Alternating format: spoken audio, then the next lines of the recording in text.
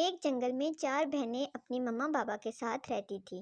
وہ چاروں آپس میں ہر وقت لڑتی رہتی۔ ان کے بابا گھر کے ساتھ ہی بیکری میں کام کرتے تھے۔ پورا جنگل اسی بیکری سے روٹی، بریڈ اور بسکٹ خریدا کرتا۔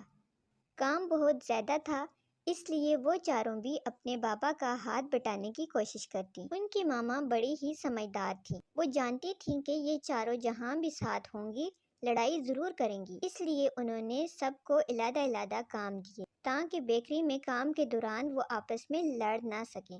ایک بہن گندم پیستی، دوسری آٹا گوندتی، تیسری آٹا ڈبل روٹی بنانے کے لیے استعمال کرتی اور چوتھی بہن اسے تنور میں بیک کرنے کا کام کرتی۔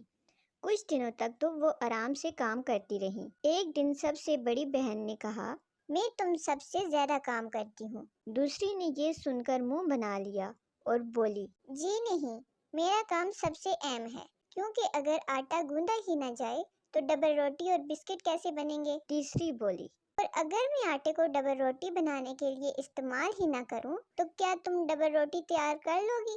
یہ سن کر چوتھی کو تو اپنا کام اور بھی خاص لگا۔ اس نے کہا، اگر وہ وقت پر ڈبل روٹی سینک کر نہ نکالے تو ساری محنت جل کر خاک ہو جائے۔ شاید یہ لڑائی شام تک جاری رہتی اگر ان کی ماما وہاں نہ آتی۔ انہوں نے اس بحث کو سن کر کہا، تم سب ایک بیکار بات پر لڑ رہی ہو، کیونکہ سچ تو یہ ہے کہ ہر کام کی اپنی الگ اہمیت ہے۔ یہ بیکری تم سب سے مل کر چل رہی ہے اور جب تک تم اتفاق کو اپنائے رکھو گی تب تک یہ کام خوبی سے انجام پاتا رہے گا۔ یہ سن کر وہ سب اپنے رویے پر شرمندہ ہو گئی۔ ماما نے کہا، بچوں، ہمیشہ یاد رکھنا، حقیقی خوبصورتی اور حقیقی کامیابی اتفاق، محبت، دوستی اور ایک دوسرے کا ساتھ دینے میں ہے۔